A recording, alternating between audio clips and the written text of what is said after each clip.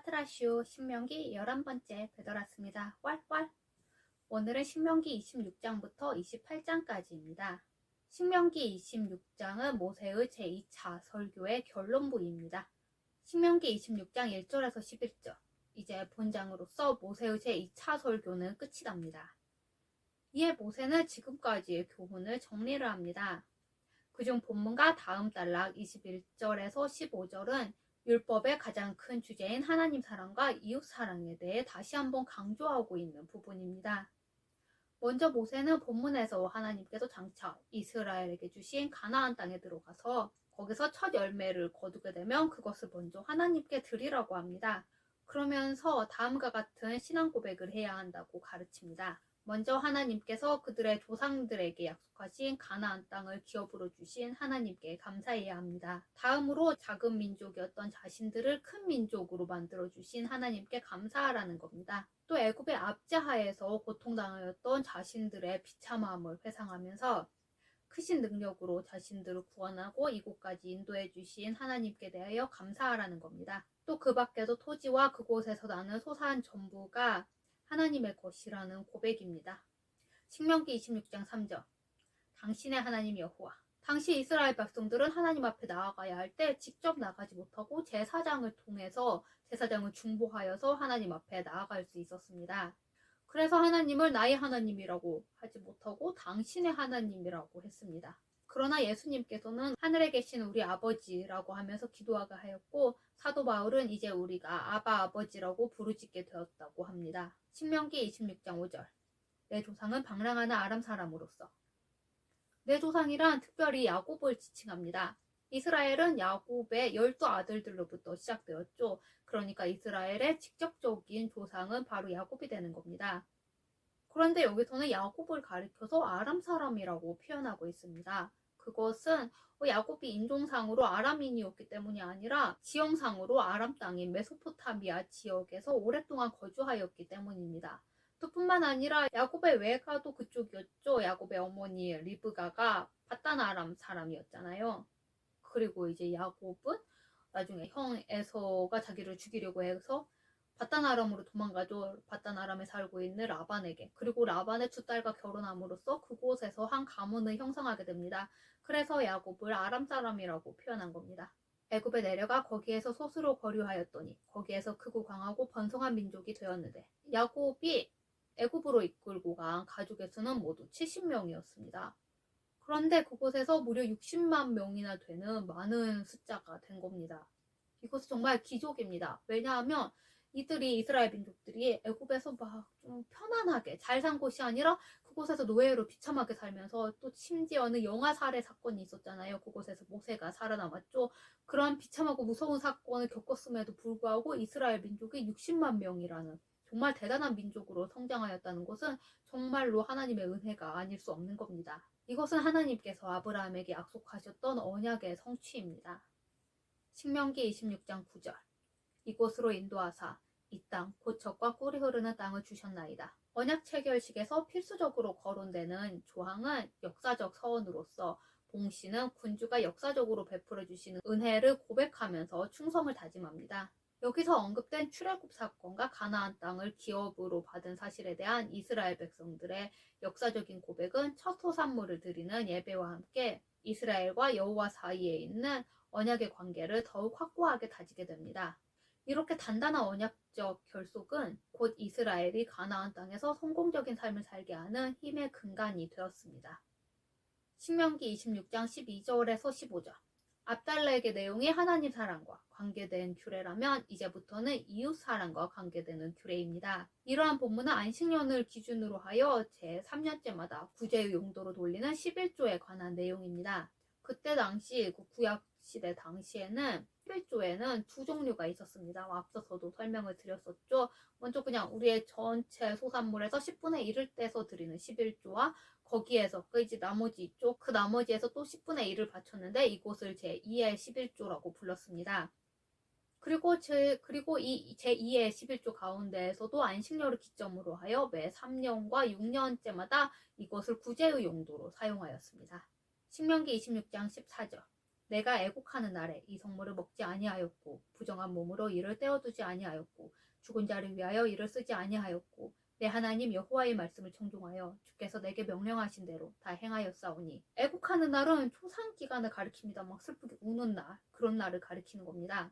이스라엘 사람들은 대개 장례를 위해서 7일 정도를 소요하였습니다. 이 기간에는 죽은 자의 시신을 아무래도 만질 수밖에 없죠. 그 죽은 자에게 접촉하면 이들은 의식법상 부정하게 되었습니다. 그리하여서 이렇게 초상 기간 동안에 성물을 먹으면 부정한 몸으로 성물을 먹었다고 하여서 죽임을 당하였습니다. 죽은 자를 위하여 이를 쓰지 아니하였고 죽은 자를 위하여 쓰지 않아다 하였다는 것은 11조를 따로 떼놨어요. 근데 이 따로 떼놓은 것을 사람이 죽으면 이렇게 이스라엘에서는 사람을 불러서 음식을 줬단 말이에요. 우리 초상집에 가면 음식 먹잖아요. 그런 것처럼 이스라엘 민족도 이렇게 음식을 줬는데 생각보다 많은 음식이 들 수 있어요. 그리고 아니면 또 사람이 갑자기 죽어요. 그러면 정말 생각지도 못한 돈이 드는 거죠. 그럼 이제 사람이 내가 떼놨던 11조를 뭐 내가 이번에 이걸 가지고 좀 쓰고 다시 또 떼서 드리면 되지라고 생각할 수도 있게 되겠죠. 이러면 안 된다는 겁니다. 그리고 초상집 음식은 결코 성물로 사용이 될 수 없었습니다. 또한 성물을 초상집에서 사용하는 것도 금지가 되었습니다. 신명기 26장 16절에서 19절. 본문은 모세가 모압 평지에서 백성들에게 행한 두 번째 설교의 결론 부분입니다. 이것은 이제 백성들이 가나안 땅에서 살 백성들이 명심해야 할 말하자면 삶의 좌우명이라고 할 수 있습니다. 모세는 이러한 본문에서 다음과 같은 두 가지 사실을 언급합니다. 첫째는 하나님에 대한 인간의 태도로 백성들에게 하나님의 모든 율법을 힘써 지키며 또한 여호와를 그들의 하나님으로 인정하고 섬길 것을 촉구하는 내용입니다. 둘째는 인간의 순종에 대한 하나님의 축복으로 백성들이 하나님의 뜻을 쫓아 행할 때 하나님께서 그들을 자신들의 백성으로 인정하여서 모든 민족 위에 뛰어나게 하시며 또한 거룩한 백성이 되게 하시리라는 하나님의 약속입니다. 신명기 27장은 축복과 저주의 의식 명령입니다. 신명기 27장 1절에서 10절. 이제 전장으로서 모세의 제1, 2 설교는 끝나고 이제부터는 마지막 제3설교가 시작이 됩니다. 이 설교의 주제는 백성들이 하나님의 명령에 순종함으로써 축복된 삶을 영위하게 될 것이라는 것입니다. 이러한 설교의 첫머리를 여는 본문은 장차 백성들이 가나안 땅에 들어간 직후 맨 처음에 이행해야 할 의식에 관하여 거론하고 있습니다. 모세는 가나안 땅에 들어가자마자 에발산에 돌로 만든 비를 세우고 율법을 기록할 것과 또 돌단을 쌓고 하나님께 번제와 화목제를 드릴 것을 지시합니다. 그리고 이어 지금부터 자신을 통해 선포되는 하나님의 말씀에 겸손한 자세로 귀를 기울이도록 촉구합니다. 신명기 27장 2절. 너희가 요단을 건너 내 하나님 여호와께서 내게 주시는 땅에 들어가는 날에 큰 돌들을 세우고 석회를 바르라. 큰 돌들을 세우고. 여기서 율법 기록에 사용될 돌의 숫자에 대해서는 언급을 하고 있지 않습니다. 하지만 축복과 저주의 율법을 다 기록할 만큼 충분히 큰 돌이어야 했습니다. 이러한 의식은 가나안 땅에서 율법을 공식적으로 선포하는 것으로 율법에 돌에다가 새기면 아무래도 그것이 영원하죠. 우리 비문 같은 거면 굉장히 옛날 것도 지금 생생하게 남아있잖아요. 그런 것처럼 율법의 영원성을 보여주기 위함이며 또 하나님의 영원한 통치를 나타내기 위함입니다. 오늘날에는 책이 있거나 인터넷이 있어서 새롭게 법이 제정되면 우리가 쉽게 알 수가 있죠. 뉴스 같은 걸 통해서도 신문 같은 걸 통해서도 우리가 알 수 있잖아요. 근데 옛날에는 방법이 없었죠. 그래서 옛날에는 새로운 법이 선포되면 큰 돌 같은 걸 그 나라 곳곳에 세워놔서 많은 사람들이 볼 수 있게 했습니다. 그 대표적인 것이 바로 함무라비 법전입니다. 석회를 바르라. 큰 비문을 이제 만드는 방법이 여러 가지가 있는데 이제 그 중에 하나가 돌의 표면에 석회를 바르고 이제 석회는 좀 부드럽잖아요. 여기에 글자를 새기라는 겁니다. 이렇게 하면 글씨가 선명하게 잘 보입니다. 이스라엘 민족은 돌에 석회를 바르는 이 기법을 아마 애굽에서 배웠을 겁니다. 애굽에서 이러한 방법이 되게 발달을 했었거든요. 신명기 27장 4절. 그리고 이 돌들을 에발산에 세우라고 하십니다. 11장 29절에 따르면 그리심 산에서는 축복을, 에발산에서는 저주를 선포하라고 하셨습니다. 그런데 하나님께서 이 돌 비문을 저주를 선포하는 산인 에발산에 세우라고 하신 겁니다. 그것은 에발산이 지정학적으로 가나안의 중심부이기도 했지만 또 무엇보다도 이 율법이 죄를 깨닫게 해주실 것이고 그 죄로 말미암아 다가올 저주의 심각성을 깨닫게 하기 위해서입니다. 신명기 27장 5절. 또 거기서 내 하나님 여호와를 위하여 제단 곧 돌단을 쌓되 그것에 쇠연장을 대지 말지니라. 돌단을 쌓되 율법을 새긴 비가 이렇게 세워졌어요. 에발산에. 그렇다면 거기서 희생제사를 드려야겠죠. 그래서 그것을 위하여 단을 쌓으라는 겁니다. 또 쇠연장을 대지 말라고 하십니다. 즉 다듬지 않은 돌로 제단을 쌓으라는 겁니다. 그 까닭은 이미 율법에 정으로 쪼아 만든 돌은 부정함으로 다듬은 돌로 쌓지 말라고 한 것입니다. 이것은 이방 국가들이 신전이나 제단을 쌓을 때 잘 다듬은 돌로 쌓았습니다. 그런 것처럼 겉모습에 치중하지 말라는 겁니다.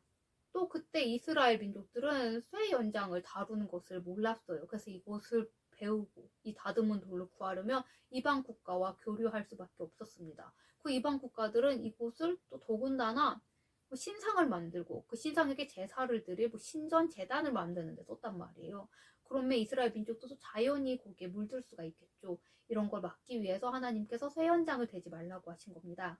또 이 쇠연장은 주로 무기로 쓰입니다. 그래서 하나님께서는 생명을 구하는 제단에 쇠연장을 대지 말라고 하신 겁니다. 한편 여기서 다듬지 않은 돌은 예수 그리스도를 예표합니다. 다니엘은 이를 뜨인 돌로, 시편 기자는 건축자의 버린 돌로 표현하고 있습니다. 신명기 27장 16절에서 26절. 앞달락에 이어 계속해서 행해야 할 일에 대해서 언급을 하고 있습니다. 즉 백성들은 가나안 땅에 들어가서 그 에발산에 돌단과 돌피를 쌓은 직후에 축복과 저주를 선포하여야 했습니다. 이를 위해 그들은 총 12지파였죠. 6으로 나누어서 6명은 에발산에, 그 6명은 그리심산에 각각 서게 했습니다. 그리고 레위인들은 12가지의 저주를 낭독하여야 했습니다. 근데 그렇다고 해서 그리심산에선 6지파는 축복을 받고 에발산에선 6지파는 저주를 받는다는 것은 아닙니다. 엄청 불공평하죠. 내가 이 지파에 속했다는 이유 하나만으로 저주를 받고 축복을 받으니까. 그런 것이 아니라 이 6지파 그냥 축복과 저주를 그냥 상징하는 것입니다. 그러니까 이 축복의 산에선 6지파는 축복을 상징하고 저주의 산에선 6지파는 저주를 상징하는 것이죠. 그런데 이제 본문에서는 축복에 대한 내용에 대해서는 생략을 하고 저주에 대한 내용을 선포를 하고 있습니다. 이는 인간의 본성은 악하죠. 그래서 범죄에 빠지기 쉽기 때문에 그 죄에 대한 경각심을 일깨우기 위해서 이 본문에는 일단 저주를 적어 놓은 것입니다. 신명기 27장 14절. 레위 사람은 큰 소리로 이스라엘 모든 사람에게 말하여 이르기를 언약궤와 레위인들은 에발산과 그리심산 사이의 골짜기에 위치하였습니다. 고고학자들에 따르면 이곳은 폭이 약 200m 정도 된다고 합니다. 그리고 산울림이 좋아서 그냥 거기서 얘기하면 그곳에 있는 모든 사람들이 들을 수 있었다고 합니다. 옛날에 고대의 원형 경기장이나 연극장 같은 거 보면 그때 마이크가 없었잖아요. 어떻게 사람들이 다 들을까 싶었는데 건축 기법 때문에 그곳에 앉아 있으면 그냥 소리가 다 들렸다고 합니다. 그처럼 이 골짜기는 자연적인 극장인 셈이죠. 신명기 28장은 인생의 전 영역에 미칠 율법 준수의 결과에 관한 내용입니다. 신명기 28장 1절에서 14절. 모세는 이미 전장에서 축복과 저주를 선포하는 의식을 행할 것을 명령하였습니다. 그에 이어 이제 본장에서는 순종과 불순종에 따른 축복과 저주의 구체적인 내용에 대해서 밝히고 있습니다. 그것은 백성들이 정확히 알면 순종적으로 마음이 기울겠죠. 그것을 위해서 여기에 구체적으로 내용을 밝히고 있는 겁니다. 이제 그 가운데에서도 본문은 순종에 따른 축복에 대해 언급하고 있는 부분이죠. 이것은 크게 개인적인 축복과 민족적인 축복으로 나뉘고 있습니다. 먼저 개인적인 것은 생활의 축복, 자녀의 축복, 소유의 축복, 출입의 축복 등입니다. 그리고 민족적 우월성, 전쟁에서의 승리, 민족의 부강, 민족의 명예의 향유 등입니다. 신명기 28장 12절. 내가 많은 민족에게 구워줄지라도 너는 꾸지 아니할 것이요. 이는 이방 국가와의 교역에 있어서 물질적인 풍부함 때문에 다른 나라에서 수출을 하지 수입은 별로 하지 않을 거라는 말씀입니다. 그러니까 수출을 많이 하면 아무래도 경제적인 우위에 서게 되죠. 지금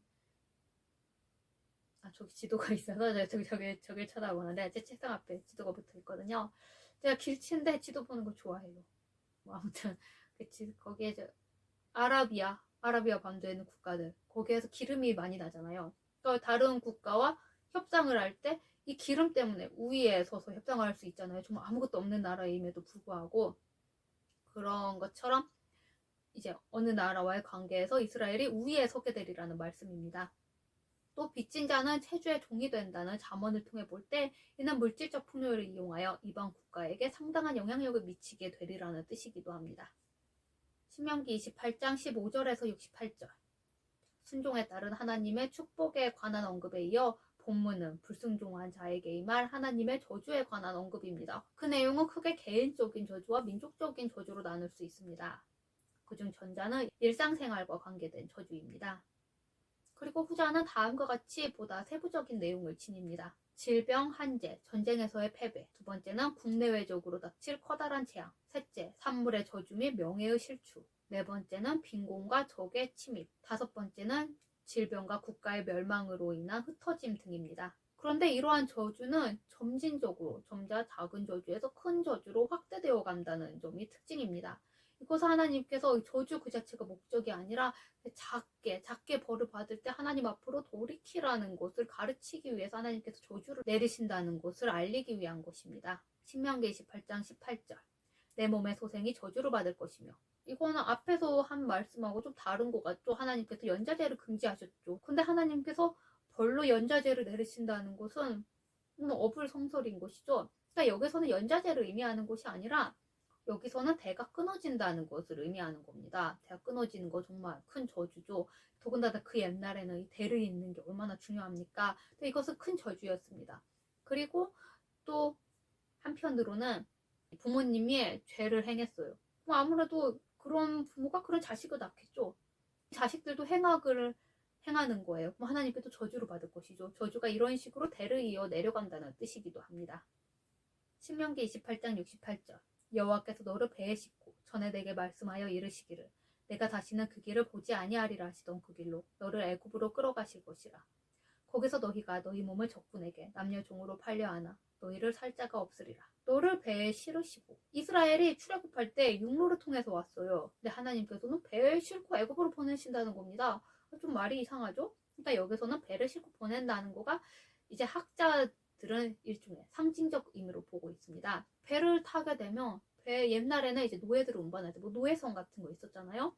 그 배가 바다 한가운데 물 한가운데로 또 가면 노예들은 탈출할 길이 없게 됩니다. 이렇게 정말 탈출할 수 없는, 벗어날 수 없는 그런 노예 상태가 됨을 상징하는 것입니다. 또 그 길로 이제 애굽으로 돌아갈 거라고 하십니다. 애굽에서 이스라엘 민족들이 어떤 상태였어요? 비참한 노예 상태였죠. 그거에 대한 겁니다. 근데 이것은 꼭 애굽을 가리키는 것이 아닙니다. 오히려 이스라엘 민족들은 아수르와 바벨론, 로마와 하드리안 민족에 의해서 고통을 받았었죠. 그러니까 애굽은 문자적 의미의 애굽이 아니라 고통, 억압과 학대의 상징인 것입니다. 아무튼 이 출애굽 제2세대는 아주 어릴 때 겪었을 수도 있고 아니면 부모님으로부터 이것을 들어서 알고 있었을 것입니다. 너희 몸을 적군에게 남녀 종으로 팔려 하나 너희를 살 자가 없으리라. 직역하면 너희 자신을 팔리라라는 말입니다. 너무 비참해. 사는 게 너무 비참해서 내가 굶어 죽지 않기 위해서라도 어디서 잠잘 곳, 헛간에서라도 자기 위해서 내 몸을 종으로 팔려고 하는 거예요. 근데 이스라엘 민족에게 이미 많은 질병이 내렸어요. 질병과 저주가 이미 내린 상태예요. 그러니까 몸도 아프고 병들었어요. 그러니까 나를 노예로 팔고 싶어도 팔 수가 없는 거예요. 그 정도로 비참한 상태를 가리키는 겁니다. 이처럼 여호와께 순종할 때 보배로운 백성이 된다는 약속과는 이렇게 완전히 대조적입니다. 이처럼 하나님을 모신 인간은 거룩한 성전으로 여김을 받지만 우상을 섬김으로 인해 하나님께 버림받은 인간은 더러움에 버려져 썩어지는 쓰레기와 같은 취급을 받게 된다는 의미입니다. 우리는 하나님께 순종하면 축복을 받습니다. 그러므로 우리는 세상의 논리가 아닌 주님의 뜻을 묻고 그 말씀에 순종해야 합니다. 오늘은 여기까지입니다. 다음에 만나요.